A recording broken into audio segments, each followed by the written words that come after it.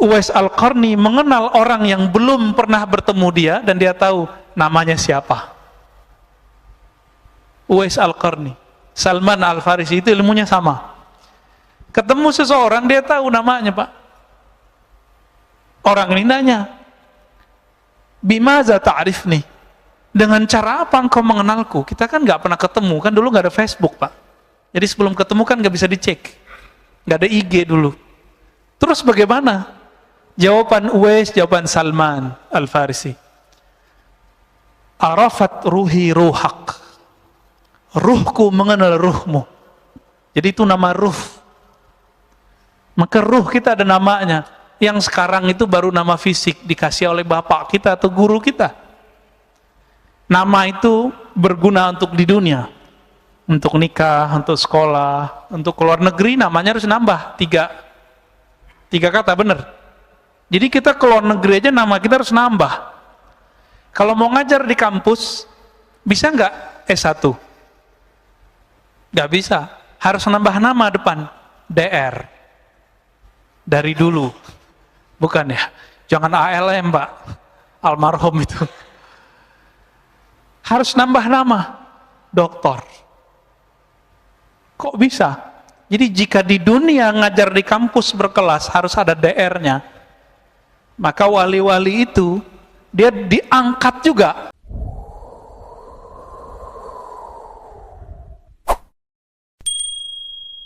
Bapak Saudara, ikhwan akhwat fillah, pada malam ini insyaallah kita akan mengkaji babul walayah, bab tentang kewalian yang terdapat dari kitab Ar-Risalah Al-Qushairiyah.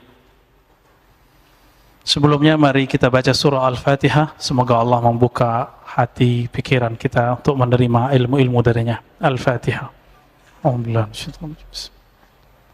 Ar-Rahman.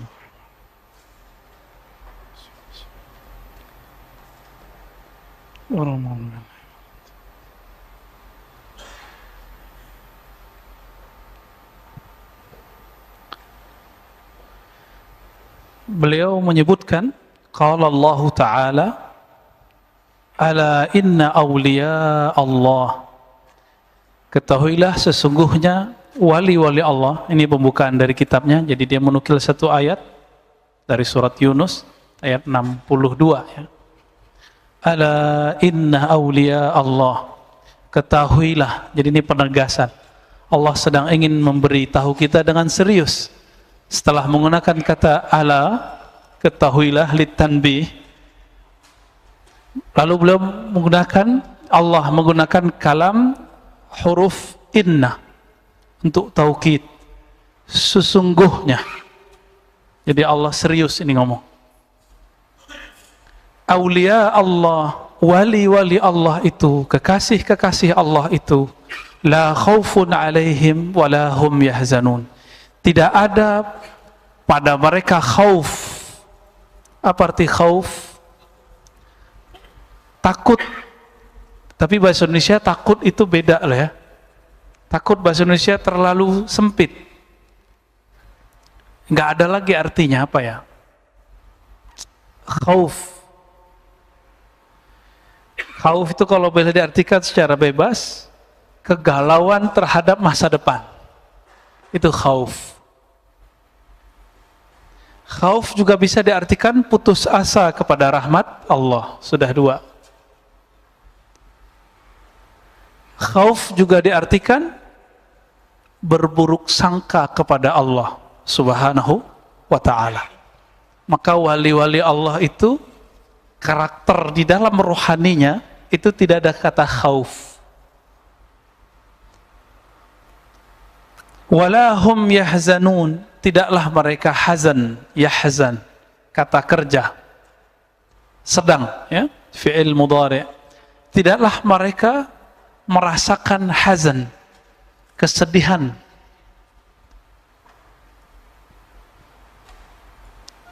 Tapi kok mereka suka nangis kalau baca ayat? Kok suka tersentuh? Ternyata tersentuh beda dengan sedih. Benar nggak? Jika ada orang sedih, nangis. Ada orang bahagia, nangis. Maka nangis itu sebenarnya tanda apa? Tanda orang sedih apa tanda orang bahagia? Jadi selama ini kita terjebak dalam alam bawah sadar kita bahwa orang yang sedih itu nangis, padahal tidak mesti sedih itu nangis. Ada orang bersedih nggak nangis, ya malah ketawa-ketawa, nggak jelas ya. Ini tidak ada kaitannya dengan bersedih dengan persoalan duniawi. Mereka yahzanun. Kenapa mereka yahzanun? Ya, kalaupun wali-wali itu sedih, dia sedihnya karena dia lupa satu nafas mengingat Allah Subhanahu wa taala. Tapi kalau cuma sekedar urusan duniawi, betul matanya meleleh. Tapi pada hakikatnya di kolbunya ada kepasrahan. Suatu kali Nabi SAW menangis ketika anaknya Sayyidina Ibrahim wafat. Nangis gak? Anak bapak wafat nangis gak? Guru kita aja wafat kita nangis. Anak tetangga aja wafat kita nangis. Masa anak sendiri wafat gak nangis? Maka Nabi menangis. Sahabat bertanya, apa-apaan ini wahai Rasulullah? Sahabat beberapa ternyata berpikir nangis itu meratap. Ternyata tidak semua tangis artinya meratap. Taib. Imam Al-Qushairi menyebutkan sanadnya dari gurunya. Jadi beliau ini seperti Imam Bukhari juga. Jadi punya sanad sendiri ke Nabi. Imam Bukhari menyebutkan sanadnya dari fulan, dari fulan, dari fulan. Beliau juga menyebutkan sanadnya dari gurunya. Akhbarana Hamzah, ya, wa bihi liqala akhbarana Hamzah bin Yusuf As-Sahmi. Dari Ibnu Adi Al-Hafiz, dari Abu Bakar terus sampai kepada Sayyidah Aisyah dengan sanad yang sahih. Anna Nabiyya sallallahu alaihi wasallam bersabda, kita ringkas sanadnya. Yaqulullahu ta'ala man adza li waliyan, man adza waliyan, tidak pakai li di sini. Siapa yang menyakiti waliku atau seorang wali, faqad istahalla muharabati. Sungguh dia telah menghalalkan atau meminta agar dihalalkan untuk berperang denganku. Ada yang berani perang Pak dengan Allah? Orang perang sama polisi aja nggak berani sekarang. Walaupun misalnya nggak senang sama polisi nih, nggak berani perang sama polisi. Karena orang kita bukan orang-orang yang dulu pernah wajib militer, benar nggak? Ada yang wajib militer? Paling wajib pramuka, bisa perang pakai pramuka. Ya. Menyakiti kekasih Allah berarti ngajak perang dengan Allah. Pernah nggak ketemu ketua preman bilang yang nyakitin ente nyakitin aneh gitu? Pernah nggak? Ya sama kira-kira begitu. Allah itu keluar sifat qaharnya, sifat muntaqimnya, intiqamnya. Bukan berarti Allah itu maha preman, bukan ya? Tapi maha menjaga kekasih-kekasihnya. Wa ma taqarraba ilayya al-'abdu bimithli ada'i ma aftaradtuhu alaih. Tidaklah ada cara untuk menjadi wali Allah, gitu terjemahan bebasnya.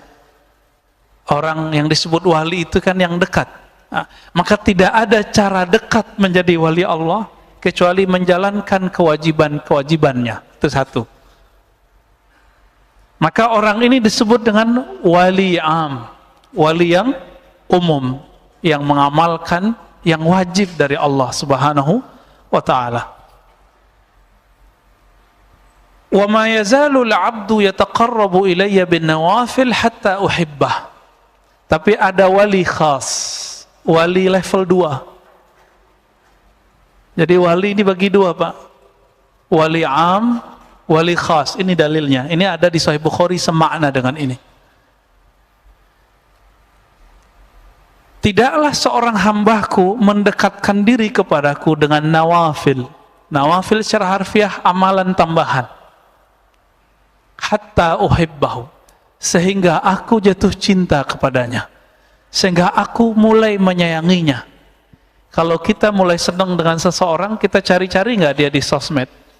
Bener ya? Antum nyari seseorang di IG, di Facebook, itu normal, berarti udah mulai ada rasa cinta. Tapi juga sama, orang yang dibenci juga begitu biasanya. Mulai kita lirik-lirik ya. Wa ma taraddadtu fi syai'in ana fa'iluhu ka taraddudi fi qabdi ruhi 'abdil mu'min. Nah, sekarang pindah bab. Ketika terjadi sakaratul maut, orang meninggal. Jadi hadis ini sangat relevan sekali dengan zaman kita, masa-masa virus. Tidaklah aku taraddud, secara harfiah taraddud itu ragu, tapi pada hakikatnya Allah kan maha suci dari keraguan. Ini Allah ingin lagi memberikan empati kepada kita, maka perasaan kita dipinjam istilahnya oleh Allah. Tidaklah aku ragu. Ngapain ragu? Ketika hendak menggenggam, mencabut nyawa hambaku, seperti ragunya aku mencabut nyawa hambaku yang mukmin. Jadi Allah mengizinin malaikat maut untuk cabut nyawa, tapi Allah sendiri kemudian bolak-balik, Pak. Maka si malaikat ini bolak-balik, ketika datang dilihat, ya Rob, ini hambamu kekasihmu, di kalbunya ada namamu, aku tidak berani menyentuhnya. Balik lagi ke Allah. Kata Allah, yaudah tanya dia kapan dia mau meninggal. Ada yang begitu, Pak. Itu Nabi Adam. Nabi Adam itu sudah dipindahkan 30 tahun umurnya untuk Sayyidina Daud. Ketika sudah dipindahkan, Nabi Adam pertama kali lupa. Datang malaikat maut dalam rupa seseorang. Ditanya, ente siapa? Kata Nabi Adam, saya malaikat maut mau mencabut namamu, mencabut ruhmu. Apa kata Nabi Adam? Loh, jatah saya masih 30 tahun lagi. Buka buku lagi tuh malaikat maut. Wahai Adam, dulu engkau telah berjanji memberikan 30 tahun umurmu untuk cucumu, yaitu Daud. Jadi ada, Pak, misah mindah-mindahin nyawa itu ada. Sampai sekarang ada itu. Ya, tapi bukan kita orangnya ya. Dia levelnya, kalau sekarang ada nabi nggak? Nggak ada. Maka levelnya sekarang apa? Pewaris nabi. Apakah semua pewaris? Enggak. Hanya pewaris-pewaris yang sempurna, yang bisa mengerjakan itu. Bisa dia ngerjain, Pak. Nabi Muhammad salah satunya. Bahkan sebenarnya Nabi Adam, karena keberkahan Nabi Muhammad, maka beliau bisa begitu. Tidak hanya itu, matahari mau terbenam itu ditahan oleh Nabi Shallallahu Alaihi Wasallam. Sayyidina Ali radhiyallahu taala anhu hendak mau sholat. Sholat apa tuh? Sholat asar. Matahari sudah mau terbenam. Mengadu kepada Rasulullah, ya Rasulullah, saya belum sholat asar. Apa kata Rasulullah? Ya Syams, wahai matahari, tahan. Ditahan, Pak. Itu namanya hak jaiz.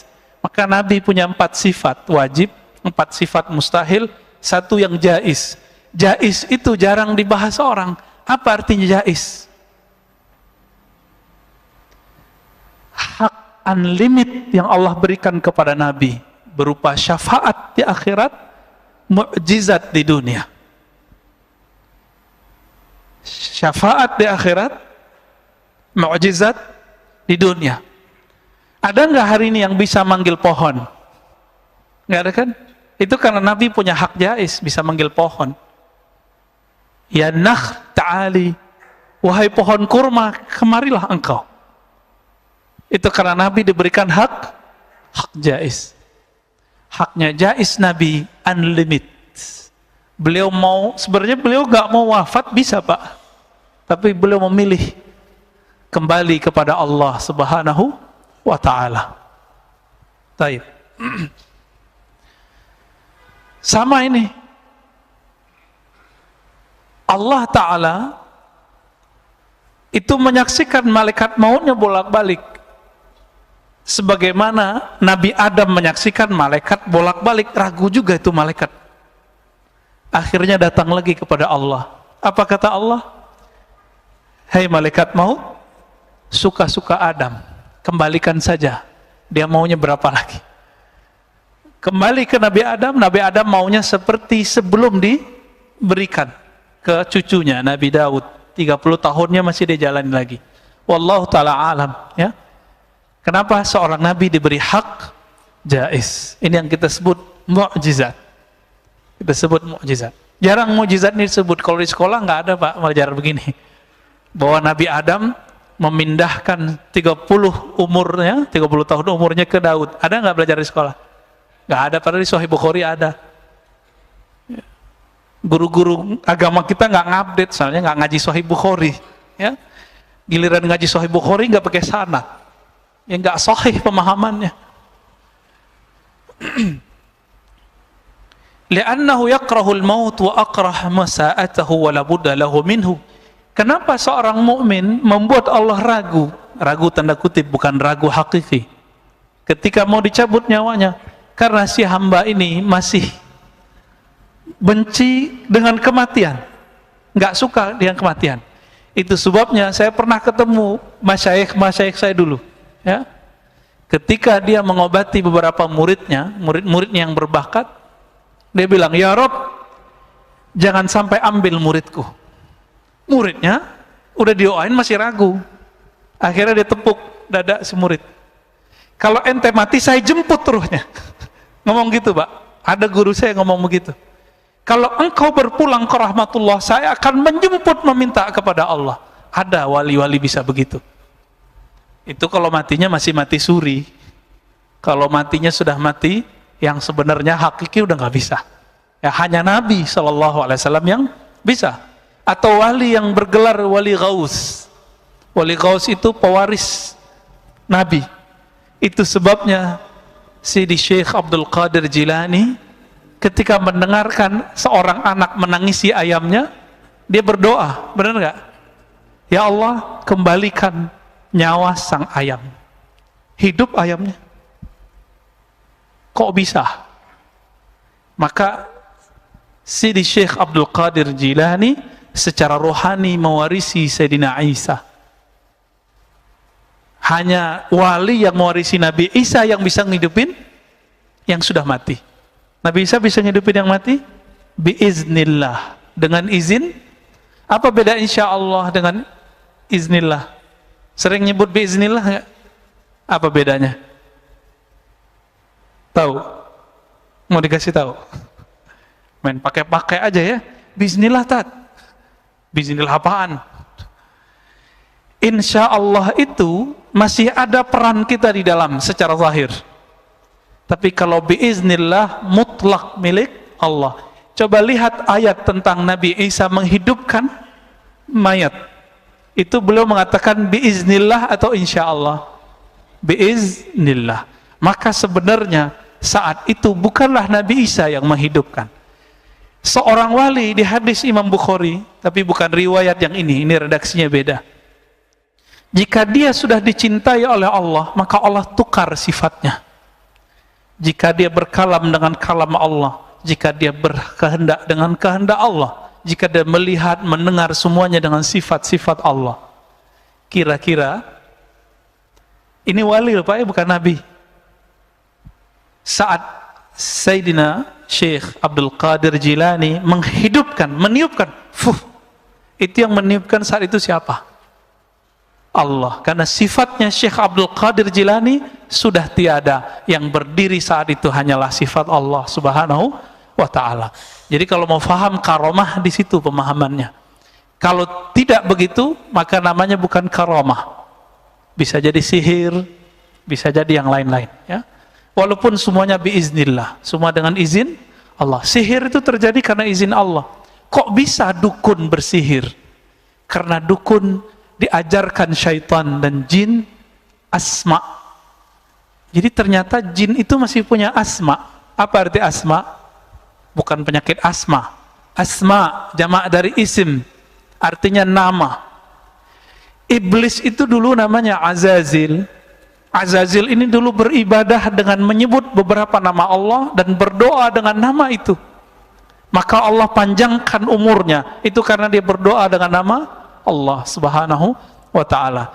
Kalau nama itu dipakai oleh si dukun, maka akan terjadi apa yang terjadi pada mbahnya dukun. Siapa? Azazil. Jadi jangan heran, orang sihir, pelet, apalagi teluh, apalagi namanya santet, ya. Nauzubillah, semoga kita jauh dari semua itu. Kita pun nggak punya ilmu apa-apa, Pak, ya. Kita hanya tahu Allah Maha tahu. Kita hanya yakin Allah Maha melindungi. Kita serahkan saja itu kepada Allah Subhanahu wa taala. Imam Al-Qushairi menjelaskan, wali itu secara harfiah bisa berarti fa'il, bisa berarti maf'ul.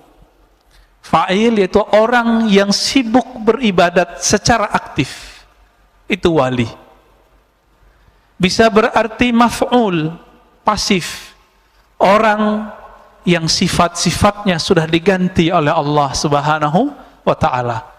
Saya kalau nerjemahin wali, itu yang kedua, itu yang saya maksud. Seperti yang dimaksud oleh Imam Al-Qushairi.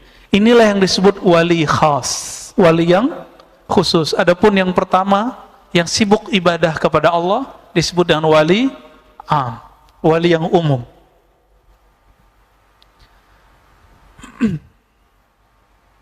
Apakah wali itu mesti seseorang yang terjaga dari dosa? Enggak. Jadi siapa yang meyakini wali terpelihara dari dosa, maksum, maka dia sudah keliru. Akidahnya menyimpang.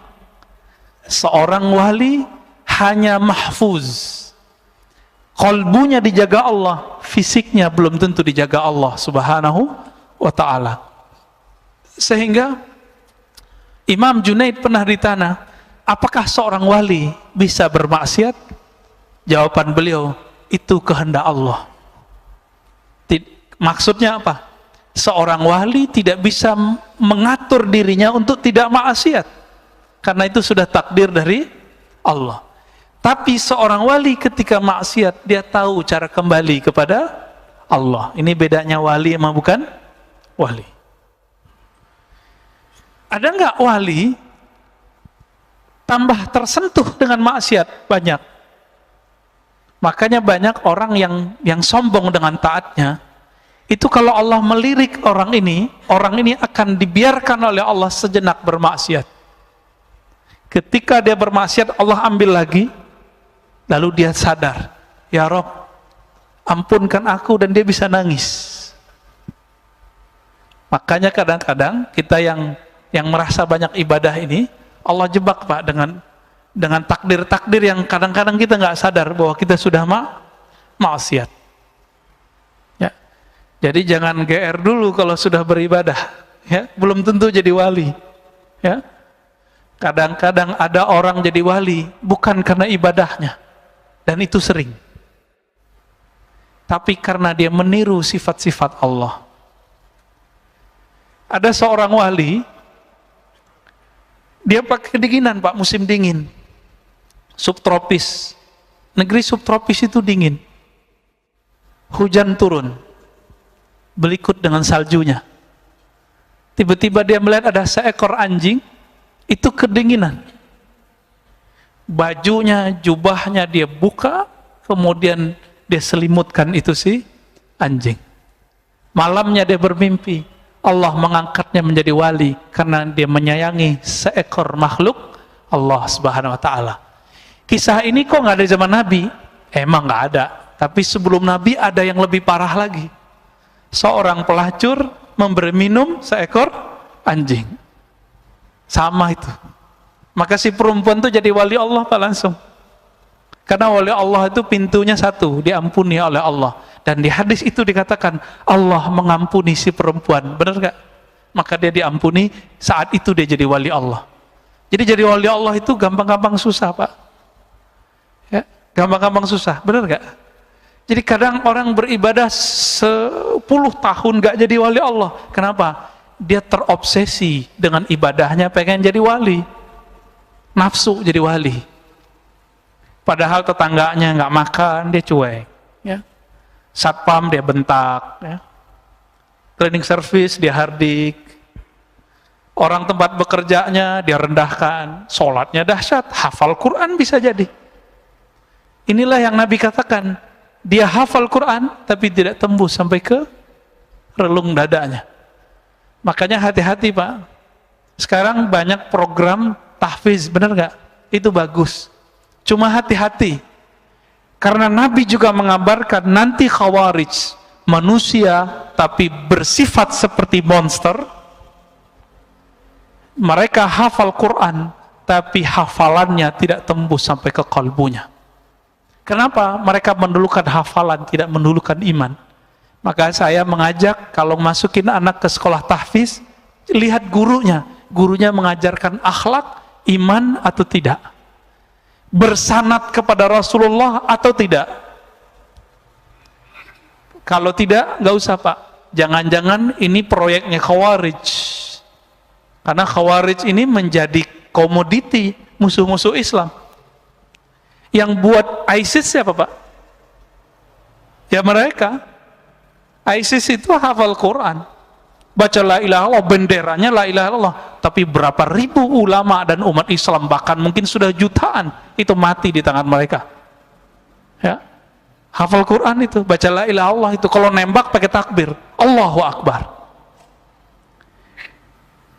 Guru saya, Syekh Taufik Al-Buti, ketika datang ke Indonesia, jauh sebelum pandemi, beliau menceritakan bagaimana sedihnya orang-orang di Aleppo. Orang di Aleppo nggak ada urusan Pak sama ISIS, tapi ISIS ingin berlindung di balik masyarakat. Lalu mereka bomlah pusat pembangkit tenaga listrik, lalu kemudian pusat air bersih. 3 bulan tidak ada cahaya, tidak ada listrik, 3 bulan tidak ada air bersih. Dan mereka ngebom itu sambil takbir. Itu takbirnya sampai di mulut, nggak tembus ke kolbu. Kalau nama Allah bertahta di kolbunya, masa dia nggak kasihan sama orang-orang yang tidak minum dan tidak makan itu? Itu yang kita anggap mujahid. Mujahid namanya, orang jahat itu. Dan jangan biarkan negeri kita dimasuki oleh mereka. Jangan sampai. Jangan biarkan masjid-masjid kita dimasuki, disusupi oleh pemikiran mereka. Ya, kita harus jaga-jaga ini Pak. Maka ini benar-benar harus ahlus sunnah yang moderat. Jangan ngaku-ngaku ahlus sunnah, bisa gawat nanti. Mereka juga pinjam tuh nama ahlus sunnah. Ya, hati-hati.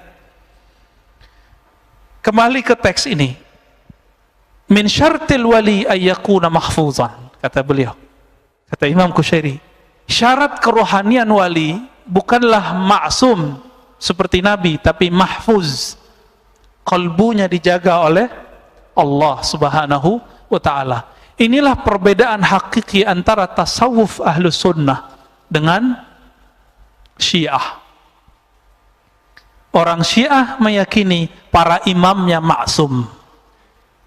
Makanya bagi mereka, saya lagi pesan kitab hadis Syiah ini, pengen meneliti. Dulu cuma dengar kata orang, ya. Dulu cuma punya aplikasinya. Kebetulan ada linknya. Kita mau lihat Pak.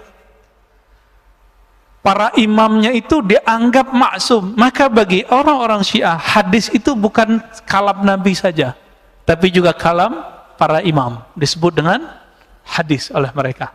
Ya. Ada persoalan lain di sini.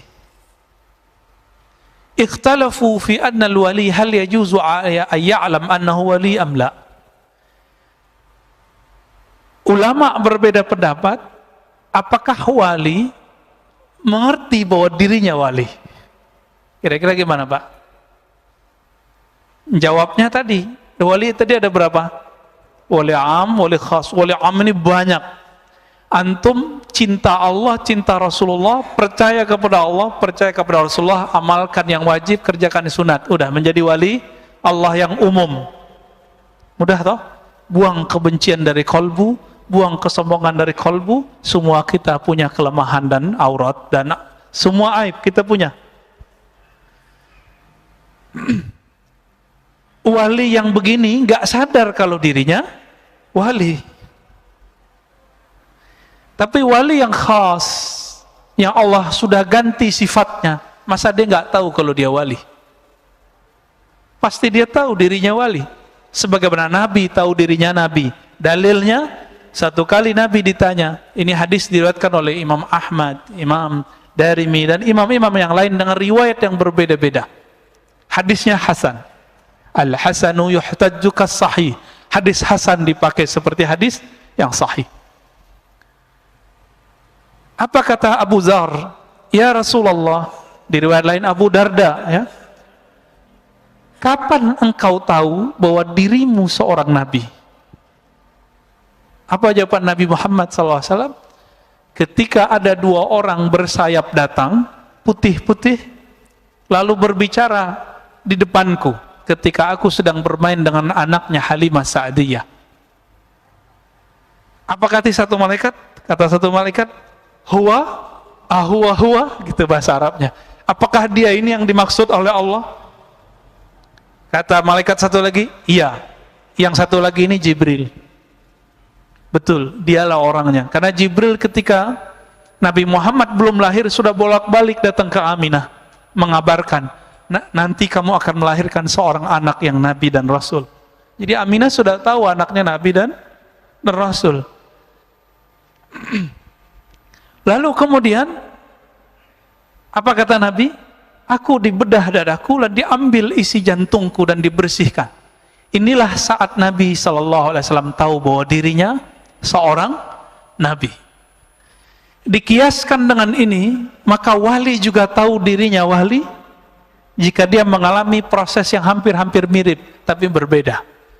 Ya, bisa jadi kalau Nabi kan langsung fisik, jika wali mungkin dalam mimpinya. Ya. Ada orang jadi wali bukan dengan banyak sholat tadi Pak, atau banyak baca kitab. Karena banyak yang baca kitab malah jadi takut jadi wali. Ya, dikira wali itu gila, dikira wali itu majzub, karena kabar-kabar yang dia dapat wali itu aneh-aneh.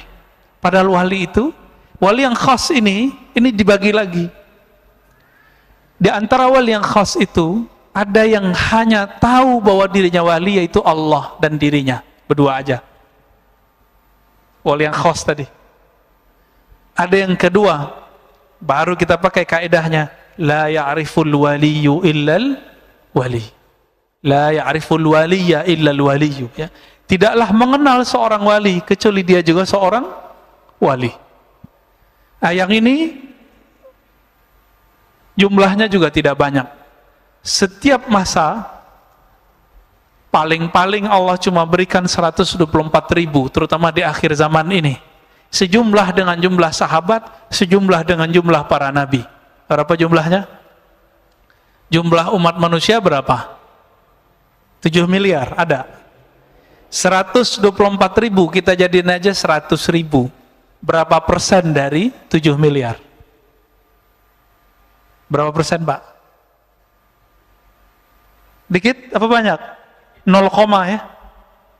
Berarti yang jadi kekasih Allah cuma 0, sekian. Maka kita nggak boleh GR juga Pak, kita wali apa bukan? Ya. Dan wali tidak diangkat oleh jamaah, ingat. Wali tidak diangkat oleh murid. Wali diangkat oleh Allah, oleh Rasulullah, atau wali di zamannya. Itu yang angkat wali Allah, ya.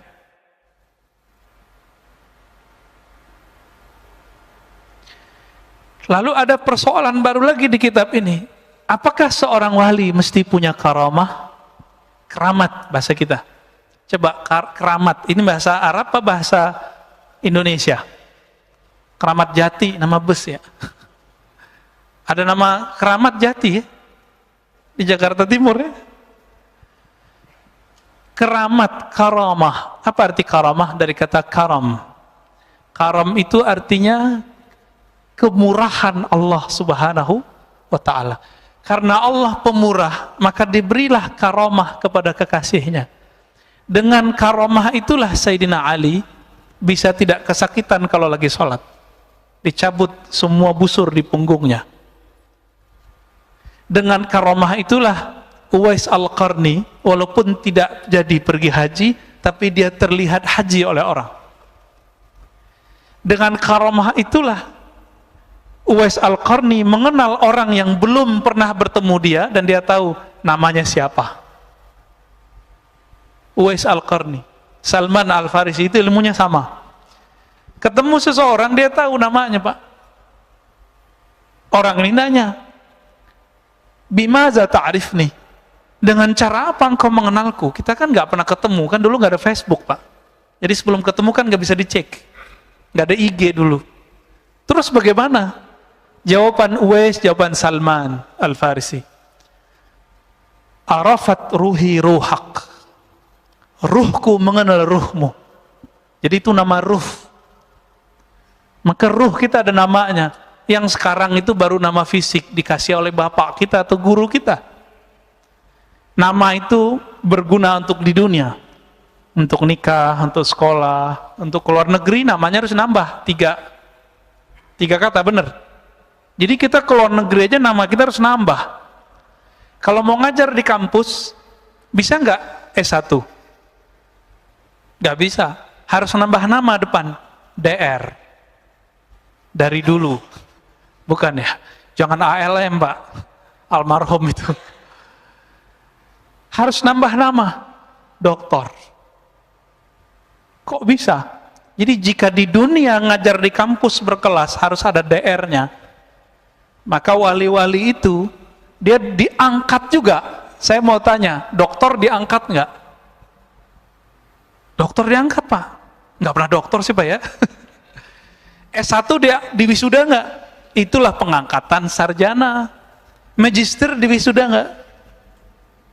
Maka dokter juga diwisuda. Wisuda itu disebut tansik. Jika wali disebut tansikul walayah. Peresmian, pengangkatan wali.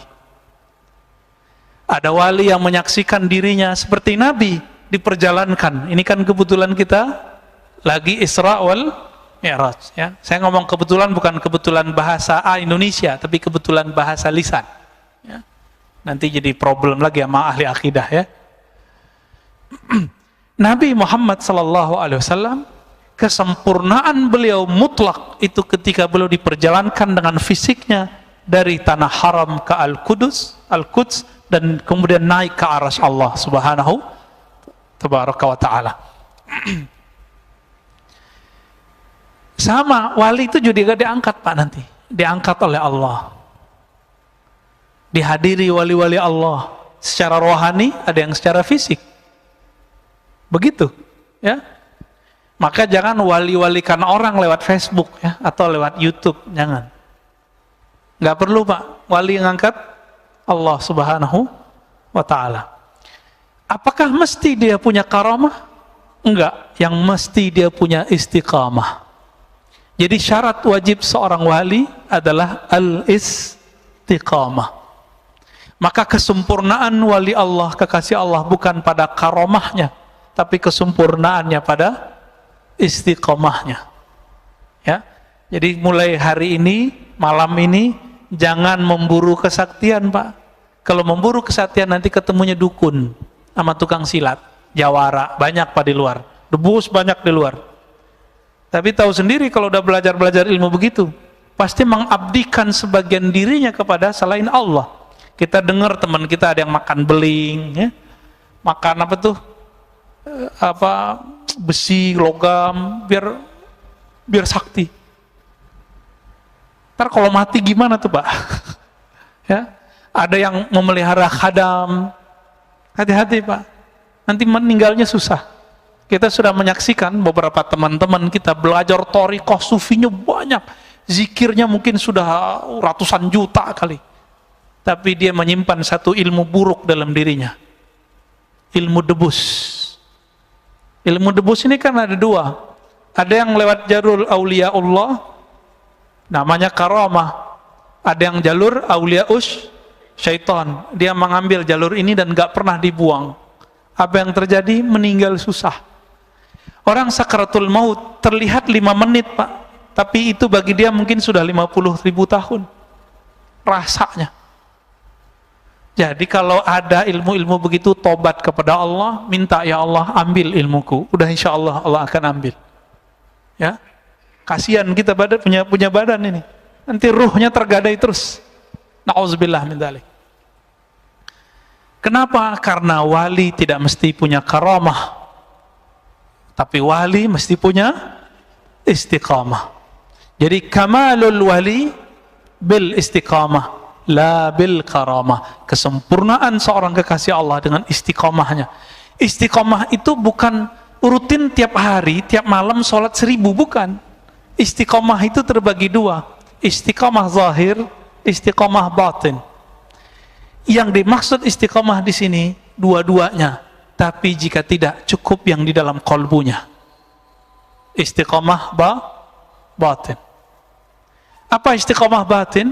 Ala bidzikrillahi tatmainnul qulub. Kecuali hanya dengan menyebut nama Allah, kalbu jadi tenang. Maka syarat wali ayyazkurullaha ala kulli ahyani. Dia senantiasa menyebut nama Allah di kalbunya. Tapi kan kita putus-putus, Pak. Maka kita doa, coba doa ini dipakai. Sudah hafal. Allahumma inni ala zikrika. Ya Allah, bantu aku menyebut namamu. Karena kita tidak sanggup menyebut nama Allah, karena nama Allah itu berat. Ditimbang dengan langit dan bumi, itu nama lebih berat.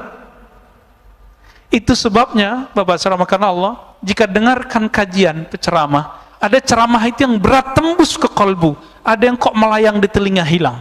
Itu karena si yang bicara di kolbunya ada nama Allah atau bukan nama Allah. Cuma itu. Yang dikalamkan sama, tapi kenapa efeknya berbeda di kolbu kita? Karena di kolbunya ada nama Allah. Semoga Allah melirik kolbu kita dengan rahmat dan ridhonya. Jam berapa Pak Isya kita? Ini pakai peraturan baru Pak yang lama nih? Ada tanya jawab? Azan dulu ya? Azan dulu langsung tanya jawab. Baik.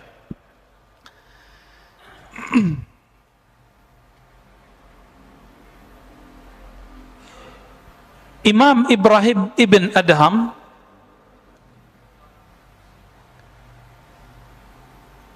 bertanya ke muridnya, "Atuhibbu an takuna waliyan?"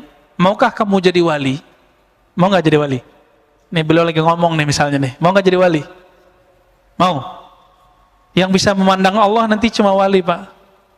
Yang bisa naik Firdaus al-A'la itu cuma wali. Mau nggak jadi wali Allah? Jangan takut jadi wali, antum gak akan gila. Yang antum dengar itu wali kok kayak orang gila, itu bukan gila, namanya majzub. Itu bukan gila, Pak, ya. Lalu kemudian orang itu menjawab, "Na'am." Apa kata beliau? Nah, kata beliau ini kita dengarkan setelah azan, ya. Mana muazzinnya? Fadhal, Ustaz.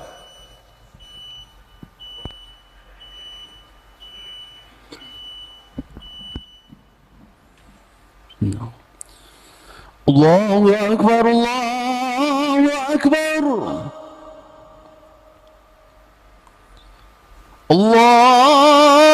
Allahu Akbar,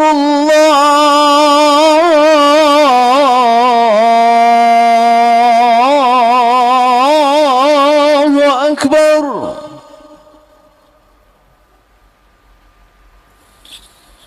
Asyhadu an la ilaha illallah.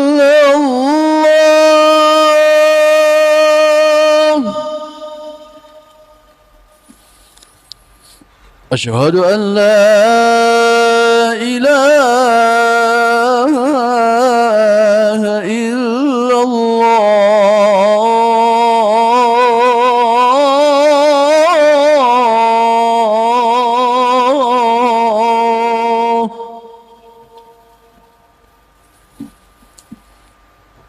أشهد أن محمدًا رسول الله.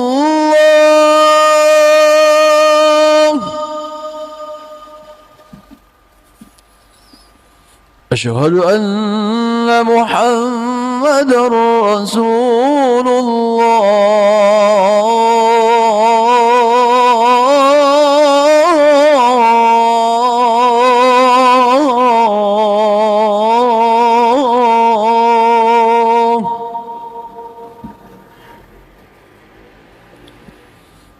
حي على الصلاة.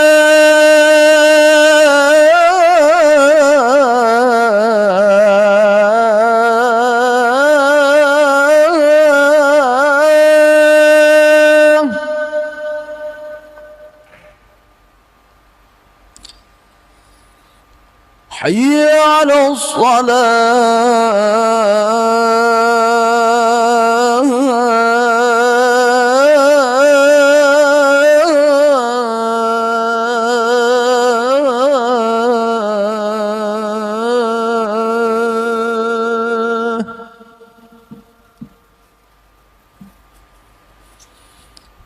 حي على الفلاح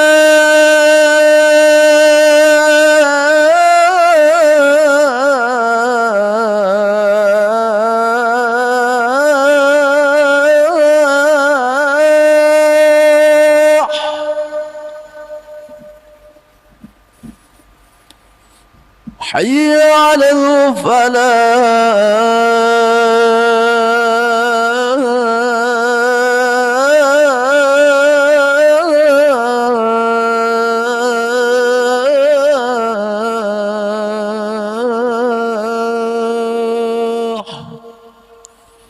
الله أكبر الله أكبر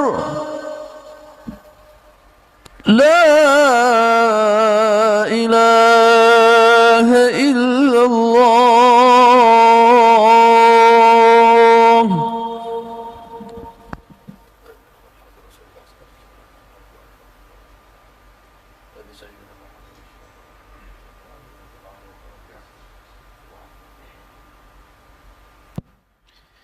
Baik.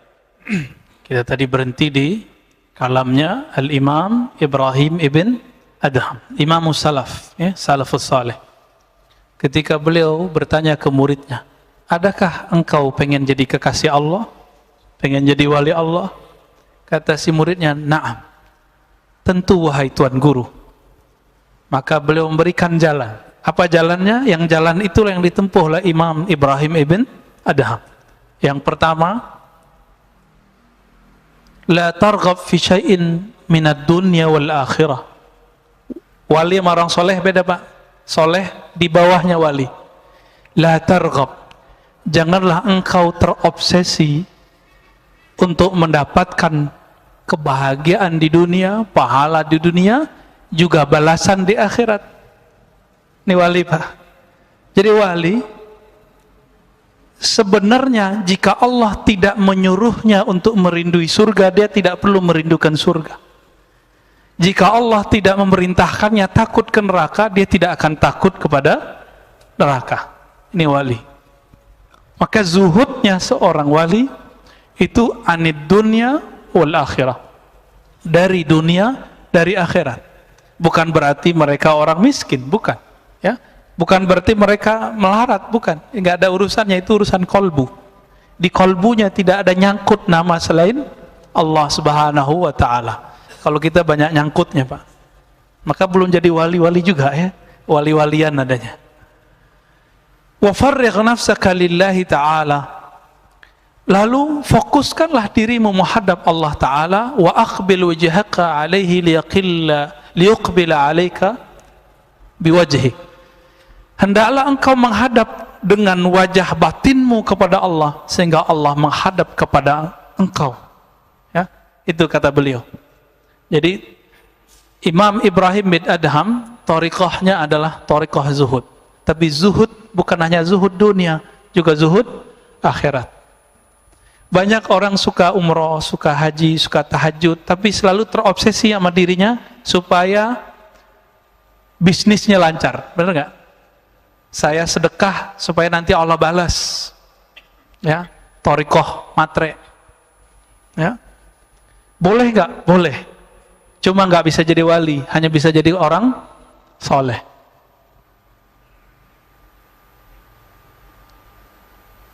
Suatu kali Imam Abu Bakar As-Saidalani ngukir nama gurunya. Nama gurunya Abu Bakar At-Tamastani yang sudah meninggal. Mau buat apa? Batu nisan. Setiap kali dia buat, besoknya hilang. Dia buat lagi, besoknya hilang lagi. Akhirnya ditegur oleh seorang gurunya. Gurunya adalah Abu Yazid, ya, bukan Abu Yazid, ya, nggak disebutkan di sini. Abu Ali Ad-Daqqaq. Ya. Apa kata Abu Ali Ad-Daqqaq? Tahukah engkau, orang orang yang engkau ukir namanya di kubur itu ingin disembunyikan Allah, sedangkan engkau ingin membuatnya masyhur. Jadi banyak Pak wali-wali itu nggak terkenal, maka orang nggak biasa ziarahi dia, karena dia merasa nggak pantas dia ziarahi. Tapi kata Imam Yahya ibn Mu'az ar-Razi, Imam Salafus Saleh, yang dulu ngomong man arafa nafsahu faqad arafa rabbahu. Apa kata beliau? Al-wali raihanullah fil ard. Wali itu adalah wewangian Allah di bumi. Yashummuhu ibaduh, yang bisa dicium baunya oleh kekasih-kekasihnya. Jadi walaupun gak terkenal, tapi si wali pasti ada yang bisa mengenalnya. Jadi sang wali itu gak akan bisa sembunyi, kecuali wali yang disebut rijalul ghaib, wali yang gaib. Dan wali ini tidak banyak, jika dia mulai namanya masyhur, dia minta meninggal di sisi Allah subhanahu wa ta'ala. Kita sempat tanya jawab, nggak usah ya, udah mau sholat. Kesimpulan kajian kita malam ini, Bapak Saudara, karena Allah, kajian kitab ini ingin mengajak kita supaya menjadi kekasih Allah subhanahu wa ta'ala. Dan kekasih Allah itu urusannya bukan pada penampilan yang zahir, tapi itu pada urusan qalbu, urusan batin. Maka tambahlah kenal kepada Allah, perbaiki qalbu kita, maka kita akan jadi kekasihnya. Wa sallallahu ala nabiyyina Muhammad. Assalamualaikum warahmatullahi wabarakatuh.